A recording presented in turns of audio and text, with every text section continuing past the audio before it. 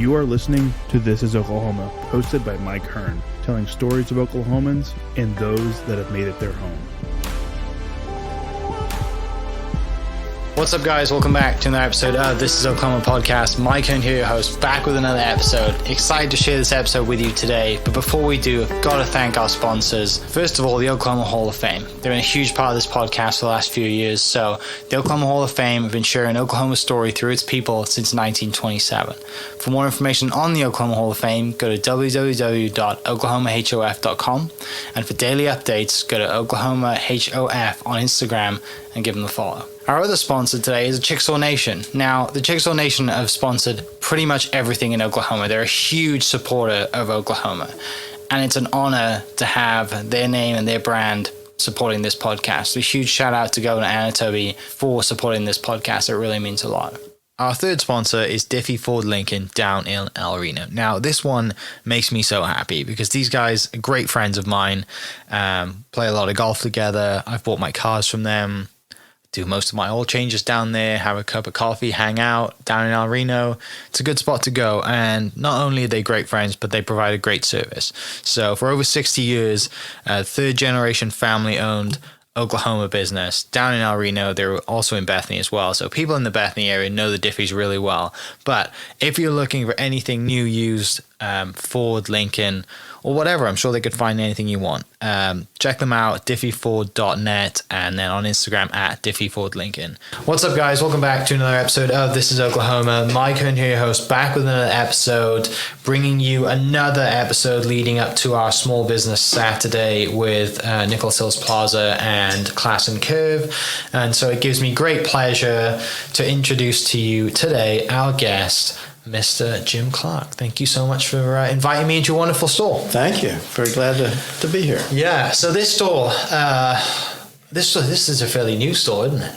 Yes, compared to your other one in downtown. It's a fairly new store and a very nice store. Yeah. So to give you a little history on where this store came from, we spent the last 32 years in the largest, finest large mall in Oklahoma City. And when our lease came due after those 32 years, we had come to the conclusion that we needed to make a change, that the time was right. We needed a larger space, and we needed better parking for our customers. And it just so happened that this location became available at the same time we were looking. So it was the perfect fit for us. Yeah. And the only thing we had to do was we had to totally remodel the space. But the building was here, and all of the parking was here, and our customers love being able to just pull right up in front of the store and come in. So we've been very delighted with it. It's been a very successful venture for us. It was money well spent, cost us a lot of money, but we had to make a lot of major changes. We basically gutted the whole store, and then we went from there. And we added a lot of windows on the outside. It was all brick on the front, a very, very few window space. And so we opened up the store so it had a more open and inviting feel to it, and it's worked out. It's been great for us. This is a great center for us. Mm-hmm. There's a synergy here, and there's a vibe here that's really good. And we've got a lot of locally owned shops, which we like. Mm-hmm. And we like having local people around us. We're as local as you can get. Yeah. We're the oldest. We used to advertise that we were the oldest jeweler in Oklahoma. And we suddenly realized quite a few years ago that we're not only the oldest jeweler, we're the oldest business in the entire state of Oklahoma that's still owned and operated by the original family. So I'm third generation. My two sons who really run the business now, Coleman and Mitchell, they're fourth generation. And we're working on the fifth generation. We've got some now that are looking like they're interested in the business. They're college age, so things are looking good. Yeah. We expect to get into that fifth generation. To get into the third generation, it's like a 10% chance, or maybe 7 or 8% chance that a business can make it to the third generation. But now we're into the fourth, and we're expecting to get into the 5th. Yeah, that's super exciting. And Life you is leave a good. legacy, right? You leave a legacy of, and everyone knows the brand, everyone knows the Christmas jingle. Like, you know, you've had the business for so long, and it builds loyal customers into those generations too. Right. You know, your customers are 5th generation now. Well, that's the advantage of being around for so long, that you become a part of the fabric of the community, and people know you. And then if you've got a few things working for you, like we have this nice little jingle that works well, that people are very familiar with, that helps identify us with our customers. Yeah. So people see the business now and they probably don't think that's a small business, but it started out as a small business, and I'd love to hear some of As small as you can get. Yeah, I'd love to hear your earliest memories. So about I love to yeah. tell the story because it involves my granddad, who started the business. He grew up on a cotton farm in Mississippi, Kosciuszko, Mississippi. He had about 8 or 9 siblings. And by the time he was 17, he'd figured out, I do not want to be a cotton farmer the rest of my life. He was, he just was very forward thinking, and nothing seemed to scare him. So he decided at 17 he was going to leave the farm. He had an older brother that had left the farm and had relocated in Abilene, Texas. And so my grandfather caught the trains, series of trains, and made his way to Abilene, Texas. His brother had bought a small jewelry store just by chance. My granddad hadn't thought about that as his career, but that's the way it was. When he got there, his brother said, well, you can work for me. And so he did that. And he only did that for 5 years. He couldn't stand it. After 5 years, he was ready to go make his own money and get out on his own. And so that's what he did. When he was 22, he had been hearing a lot about Oklahoma and about Indian Territory. Back then, Oklahoma was not a state. It was what they called the unassigned lands, and they had the Oklahoma Territory and they had Indian Territory. It was kind of half and half of the state. And he thought, he had talked to a lot of people that everything traveled by trains back in those days. So he'd been talking to a lot of people that had come down on the trains from up north when he was down at Abilene. And they talked about how this was kind of the promised land. You could get in on the ground floor if you'd come and start a business from scratch and eventually do really well. So that was his pipe dream, and so he started saving his money. He learned how to repair pocket watches from his brother, so that was his trade at that point. And so once he thought he had enough money, he decided he was going to catch the train and go up north, go into somewhere in the Indian Territory, Oklahoma Territory area. Actually, he was trying to get to Chickasha. He had looked at a map and he saw the different names of different towns around. And one of them was Chickasha, and he just thought that was just a really nice name. He thought that would be a great place to settle. So he got on the train, loaded his tools and equipment, had his wallet with his $50 stakes, what he'd say, $50 at that point. $50 was quite a bit of money back then, because this was in 1892. And so he rode the train up, and then he was going to catch a spur over to Chickasha. And there's what they call the turntable. It's kind of the halfway point, actually, between Galveston and Chicago. Trains would go all the way from Galveston up to Purcell, Oklahoma, which is a little town south of here. And at Purcell, the round table was located, and so everybody had to get off the train at that point. They turned the engine around, and they'd send it back to Galveston. They turn the engine around, and the train's coming from Chicago, and they go back to Chicago. And so he had to get off the train there. But I think he needed to get off anyway to catch the spur over to Chickasha. When he got off, he couldn't find his wallet. He discovered that he'd lost his wallet somewhere along the way. So he literally was penniless when he started this business. So he started walking the streets of Purcell trying to figure out what he was going to do. He still had his tools and his equipment and so forth. And he went into a store that back then they called a racket store. I'm not quite sure why that word was the word, but that was it, a racket store. And it basically was the same as a 5 and dime store or the forerunner to a Walmart. And he ran into somebody that he knew from Abilene. And it was a gentleman that had lived in Abilene for quite a while and had come up just for the same reason, I guess, start his own business. And so he owned this racket store, and my granddad told him his dilemma, and he said, well, you can set up in the corner of my store until you get your feet on the ground, give you a place to get started. And so that's what he did. So that's how he got started, and that was in Purcell in 1892. His original stationery says Purcell, IT. IT stands for Indian Territory. So the word Oklahoma wasn't on any of his stationery or his business card or anything back in those days. So he slowly built his business. Did a lot of repairing of pocket watches. Pocket watches were very important in those days because everybody rode on the trains, and everybody that worked for the train was required to own a pocket watch, and they had to have it serviced and cleaned and checked on a regular basis if they were going to work for the railroad, because time was very important to the railroad back in those days. And so he built his business around the pocket watch business early on, but then he started to dabble in other things, gifts and items, and eventually diamonds, and built his business from there. So he was there until 1929. And in 1929, he decided to move to Oklahoma City because it was very clear by that time that that's where the real growth was going to be in this market, in this area. And so he moved in 1929.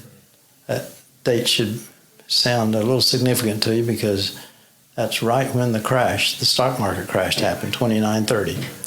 So he got to Oklahoma City with his new business, and then we had the stock market crash, and everything went crazy. But he survived that. Somehow he did, and built his business, and little by little. So my father started in the business actually during about the time World War II broke out. He got started in the business for a few years, and then World War II broke out, and he went into the service, and he served his time in World War II.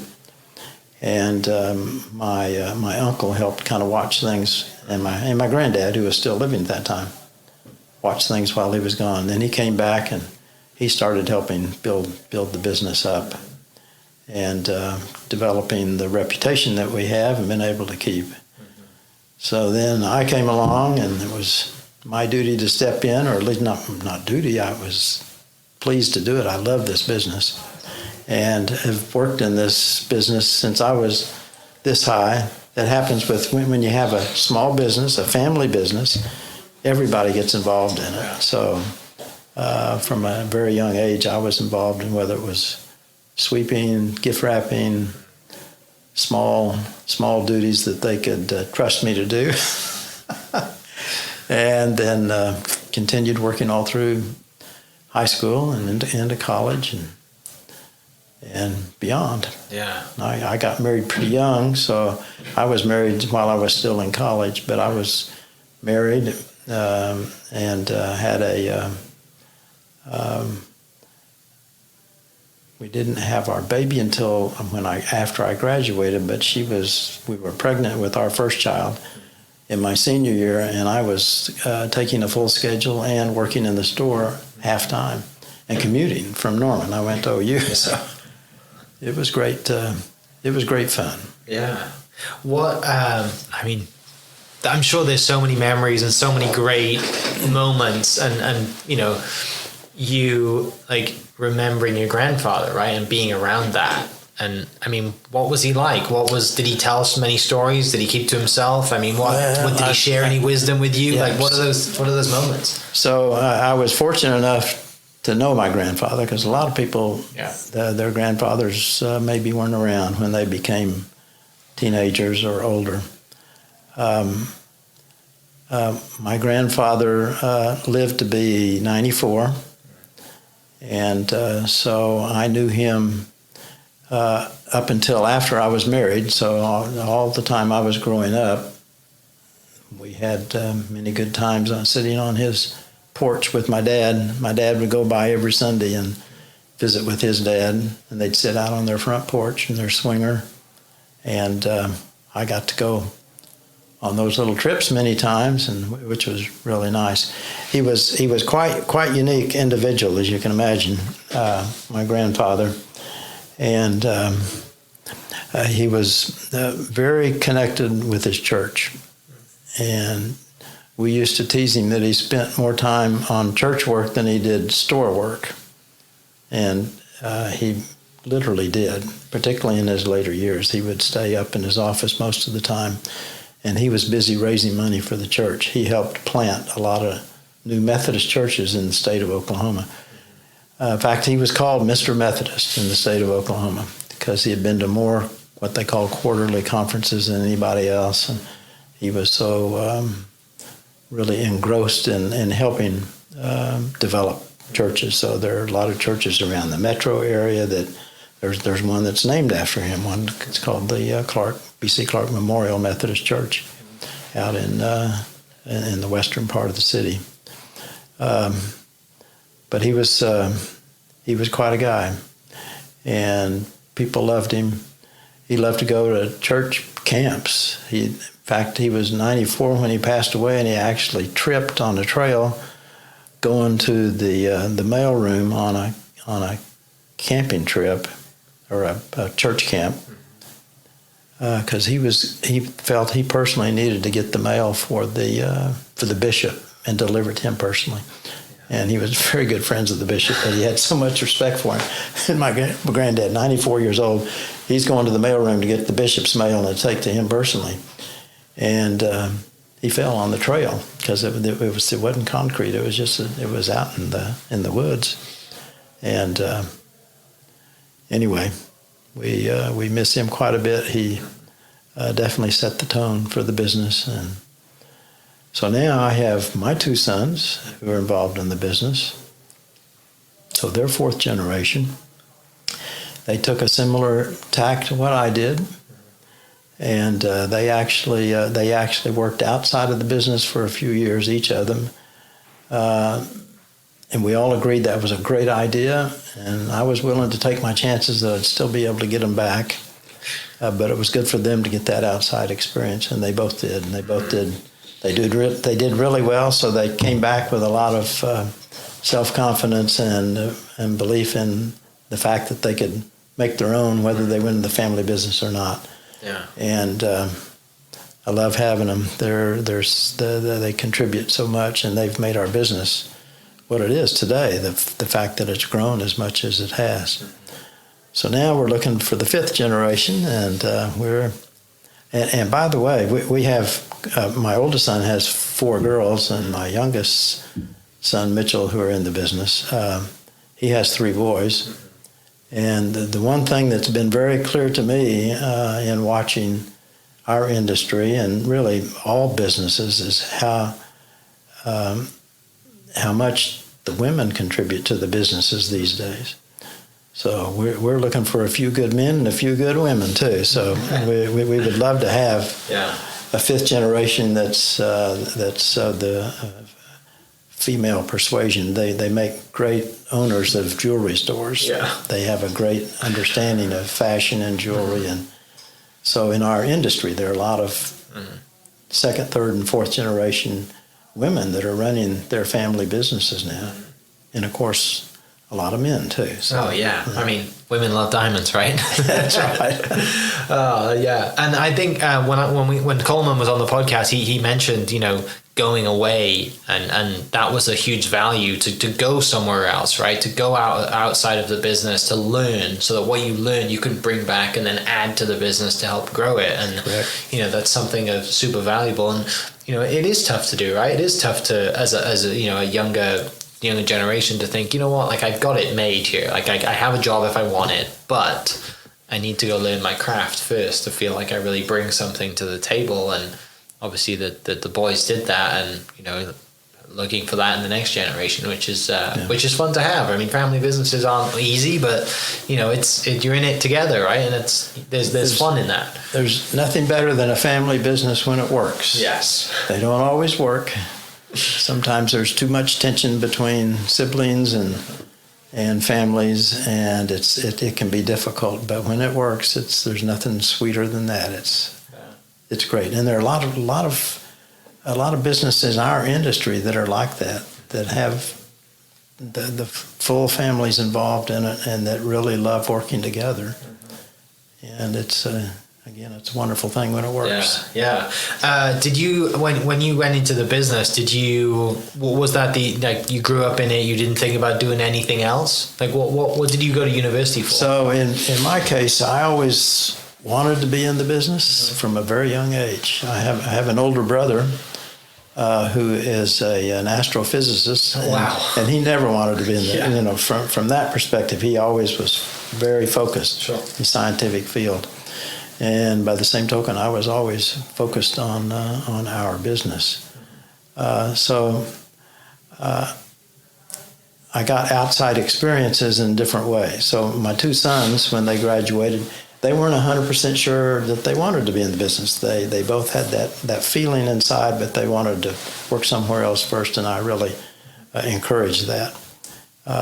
In my case, I knew that's what I wanted to do, and I was focused on it, but I did get other kinds of experience that my sons weren't able to get. One, when I graduated from college, I went into the military. Went through ROTC and was a second lieutenant when I came out, and got assigned to a post in Dugway Proving Ground, Utah, which is another story, unusual place to be assigned. Yeah. We were 8.5 months pregnant at that time, and so we had our first child at Dugway Proving Ground. And so I was thrust at a very young age into a leadership position as an officer. In fact, I was occupying a captain's position, because they didn't have a captain to put into one, and so I got thrust into it, and so it was a great experience for me, great experience to learn how to be a boss and to function. And then I went to graduate school after that. So I had 2 years in the service, and then I went 2 years to graduate school. I went to New York University. And my experience there was great in that I was able to further my education, but then I also had the opportunity to work during my summer between the 2 years in the heartbeat of our industry, New York City. That's where so many manufacturers and diamond dealers are. And so I was able to work for two really fine manufacturers. I split up my summer. One of them hired me for the first half, and the other one hired me for the second half of the summer. And it was a great experience for me. So when I graduated, I was raring to go. When I finished that time there, I was ready to get into the family business, and so I did. Yeah. Did you do you when you go working for those two companies and on your educational side of things, do you find a niche? Do you find something that you want to specialize in the jewelry business? Well, we not specifically. No. We kind of, like my two sons and I, the three of us, we do have areas that we kind of specialize in. But we're also generalists, and we're functioning and helping run the entire company. So we've got a lot of issues to deal with. Both of my sons went to the gemological. Now here's where they did something much better than me. They furthered their education rather than going to graduate school like I did. They went to a school in California that's called the Gemological Institute of America. So they did that. It was a 6-month program, but they both went there. And when they graduated from that, they were both what were called certified gemologists. And so they had some gemological skills that I didn't have after they graduated from that. And so it's worked out really well for us. Is there a part of the business that you prefer more than others? Like, do you find it a lot more fun in the watch side of things or the gem side of things? I mean, you have home goods upstairs as well. Like, there's a lot of parts to the business. What's your favorite? So my area of greatest interest is the gemology and diamond area. So that's kind of what where I have always kind of specialized. But the other thing that all three of us have learned is that the most gratifying thing is dealing with people, dealing with customers. So it's getting out on the sales floor. So all three of us spend our time on the sales floor. And that was true with my father and my grandfather as well. Those personal relationships that we're able to develop, and it helps us run the business much better if we know what our salespeople are going through too. So, yeah, for sure. Yeah, no, you're right. And, you're in the business of putting smiles on faces, right? A lot of people come in, it's for an occasion, right? That they're celebrating, or, they got a promotion, or they won a big case and they want to buy a new watch, like whatever it is. Like, you guys are in a great position where you get to facilitate that. You're very perceptive. You understand. Yeah. What's the beautiful part about our business is that people are usually coming in to celebrate a very, very happy occasion. And so that's a wonderful situation for us, where we have that element going on every time we talk to a customer. Everybody's happy. And they go out a little happier if we're good when we're through. Yeah, no doubt. Tell me a little bit. I know you touched on it a little bit at the start about this new location, the new store that you built, that you renovated and opened up the bricks and put more glass in. You got to design your own space, which is, very uncommon that you get to, and very kind of special and lucky that you guys get to do that. Tell me a little bit about just the sections of, the building that we have. And, it's... So first of all, I think it's important to stress the fact that it was all built locally. So we used a local contractor, Smith & Pickle. We used a local architect, a guy named Todd Edmonds with HSE. And a lot of smaller contractors that were all local. And we insisted on that. We made sure that we wanted to do that. There are people that specialize in jewelry stores that are out of New York or out of L.A. or somewhere else, but we never even looked there. We looked straight at local people here, smaller businesses, and they kind of understood us better too. They understood our language. The only thing that wasn't done locally was the Rolex area. And we have a very special environment, a Rolex environment, that had to be done the Swiss way. And so we had to deal with Rolex on that. But otherwise, everything was done locally, and we had a great experience with everyone. Everybody did such a great job. So we had different areas that we wanted to develop. We had our largest jewelry supplier, the biggest designer, is a designer named David Yerman. So we had a special boutique built for him. So we got input from them, of course, when we built it, but it was still built. Most of it was done locally. So then we have a watch area that's adjacent to the Rolex boutique, or the Rolex environment, they call it. And of course, we have a very important engagement ring area. Now we have a beautiful, and something we really are proud of is the environment that Todd Edmonds, our architect, created for it. We've got a chain link curtain that hangs from the ceiling. This is a very high ceiling in this store, which makes it a little cavernous, and so we had to work hard to make this space comfortable for our customers. And these chains, you'll see them when you go out this door here. They provide a kind of a curtain from the ceiling that comes down to about 8 feet, maybe, or 9 feet from the floor. And it's a unique look. It's something we hadn't seen anywhere else. And now we're seeing some other retailers around the country kind of doing something similar to this. One of the really gratifying things to us was we opened the store, I think it was in September of 2020. And in 2021, we have an important trade magazine that does a contest every year to pick what they call the coolest stores in America. And so we were able to compete for that, and we won. We were named the coolest jewelry store in America in 2021.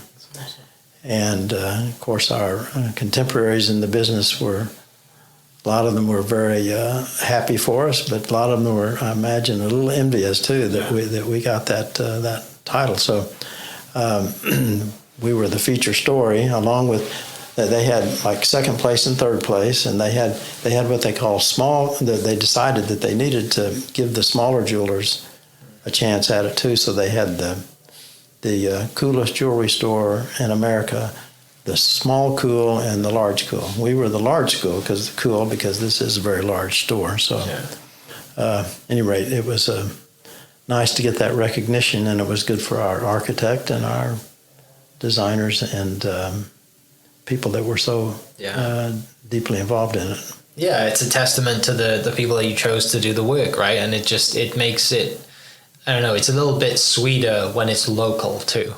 Right? Because you expect it from people who build jewelry stores all over the country, right? Sure. But the fact that it's local people, that's really special. Are there any moments over your kind of career that stand out of like, and they don't have to be, obviously we're in the jewelry business, so people generally think stones, massive stones and money, but I don't want to talk about that. I want to talk about personal great moments for yourself. Are there any that stand out over your career? Well, a lot of it has to do with, of course, there's multiple stories about customers that we deal with that do something that's really, really gut-wrenching and important, and that we get a lot of value out of for ourselves. But some of the things we've done that we've created ourselves that give me a great sweet spot feeling inside. One is that, and these have been created by my sons, by the way, so kudos to them. But the couple of initiatives that I can think of that I'd like to mention is, one is that we do an event or a promotion called Pay It Momward. Okay. And every year, and we've done this for probably at least maybe 15 years now,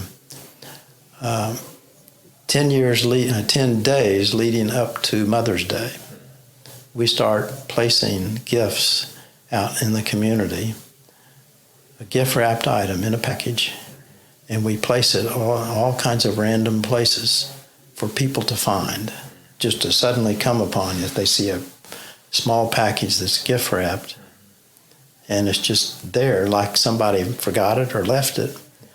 So we put a card on the top that says, if you found this, it's yours to keep. And when they open it up, they find another card that basically says, this is celebrating Mother's Day, and for all you mothers out there, we appreciate you so much. And if you're a mother, keep it. If you're not, pay it forward to a mother that's important to you or a mother that you know.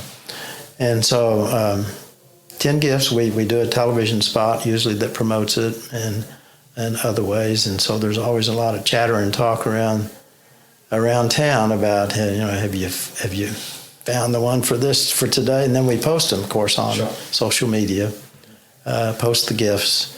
We don't post the names of the people that find them. And it's just a sweet, good feel kind of thing. The other thing that gives me great enjoyment that we do, that we only started about maybe 5 or 6 years ago, and that was what we call Family Friday. Now, typically the biggest retail selling day of the year is Black Friday, the Friday after Thanksgiving. And my sons came up with this idea. Why don't we do something that will be good for our own employees for a change? And why don't we be closed on Black Friday? Of course, my first reaction was, are you crazy? It's like Chick-fil-A closing on Sunday, right? Right, and of course, we're always closed on Sunday, too, for the same reasons. So we got to thinking about it, and the nice thing about it is it gives our employees, because typically we would work up to Thanksgiving Day, we'd all rush to wherever we need to rush to. A lot of people had to go out of town to be with family for Thanksgiving, and then they had to hustle back to be back to work on Friday morning, which would be typically a pretty busy day, and then still work on Saturday too, because our people work on Saturdays typically. And so this would give them a 2-day weekend right at Thanksgiving time, when they might need that extra day, particularly if they went 200 miles away to be with family, or in another state even to be with family. And so we promoted it as Family Friday, and then our message was, we're closed on Friday. It's Family Friday for us, and we encourage you to be with whatever you do on Friday, whether it's shopping in the mall or somewhere else. Spend some time with your family, so be with your family. And so we got really good positive feedback from our customers. And the amazing thing is that then Saturday we kicked off the beginning of our Christmas sale and our Christmas season. So Saturday was a big day, and it ended up being big enough that our one Saturday created more sales than previous years' Friday and Saturday added together. So it worked for us. Yeah, it works out just fine. From a sales right? point of view. But we got such good feedback from our customers that they really respected us for that, and they understood it. Yeah. Well, and you're such a family business too, right? Like, you just mentioned that, you have 4 granddaughters and 3 grandsons, like there's the next generation there as well. And you've always, there's aunts and uncles, and you guys are a big family. So it makes sense that even selfishly for yourself, not working on that Friday is a good thing. And it just so happens that everything works out, and Saturday just makes up for it, right? And it's, you put that out into the world, and I think everyone sees that as a good thing and respects that, rather than moaning because you're not open on Friday. Yeah, so very, very, very true. Yeah. And speaking of those 7 grandchildren, we also have 7 others that are sisters of our sons, whose husbands' careers took them away from Oklahoma. So they probably would be working in our business too if they lived in this area, but they don't. And so that gives us some other opportunities to get some more of that 5th generation in. So we're always looking for that. Yeah. What kind of moving forward a little bit? What excites you about where the industry is going in the future? The industry itself, the jewelry industry, yeah. What excites you about that? Well, what excites me about it most is that it'll always stay what it is, an industry that is built around happy occasions and love. That's not going to change. Yeah. There are always challenges in any kind of industry. Making sure that the new customers understand the beauty of jewelry and the product and how important it can be to them, and fostering that kind of love for it. And it seems to be a natural thing. And business is good. Even during the pandemic, we had record years, actually. It was good for our entire industry because people were shut in. They weren't spending money on travel. They weren't spending money on entertainment. Yeah. And so our entire industry had a couple of good years during the pandemic. Mm-hmm. So it's a great industry. Yeah. Tell me a little bit about, we'll finish with this, a little bit of kind of consumer advice for people who want to come to the store, who may be unsure about what they want. They have no idea what their wife likes, all of the man questions that we have, right? You guys have a great staff here, and you guys have obviously professionals and people in the girls on the floor, the guys on the floor, they know everything they know. What would you say to someone coming in, and how does that process work if they're coming in to find a special something for someone? So first of all, you're right. We have very, very professional staff that have had a lot of training and a lot of experience, and they feel the same way that we do, that family is very important. So they do their best to develop a really good relationship with their customers. Yeah. The beauty of a local business, and this would be for all kinds of local businesses that are here in Classen, for example, is that typically the salespeople and the people that work there a long time. In the larger big box stores and larger stores and chain stores, there is such a high rate of turnover of the people that work there. So the beauty of a business like ours is that we have an opportunity to develop a relationship with our customers, and it works. It just works so well. We have employees that have been with us. The manager of this store has been with us 27 years. Assistant manager, she has two assistant managers. One's been with us 21 years.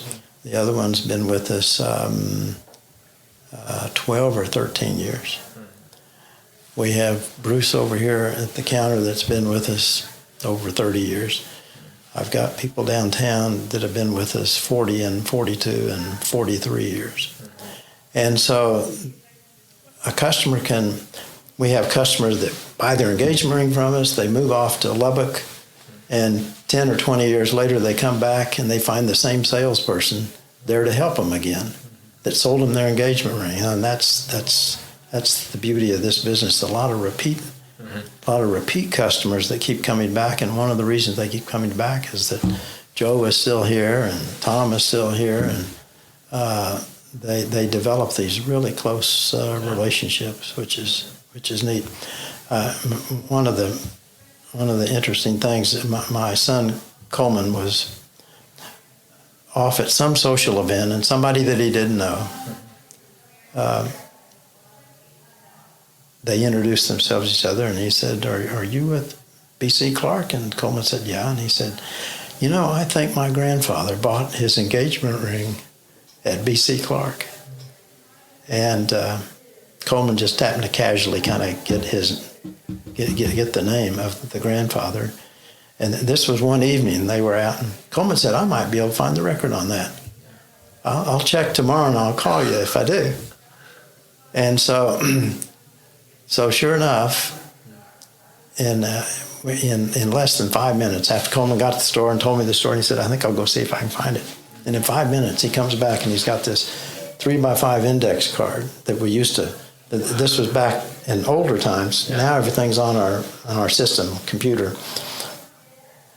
Came back with this card, and it had his grandfather's name on it, and the size of the diamond and the price that he paid for it, which was practically nothing back then when he bought it.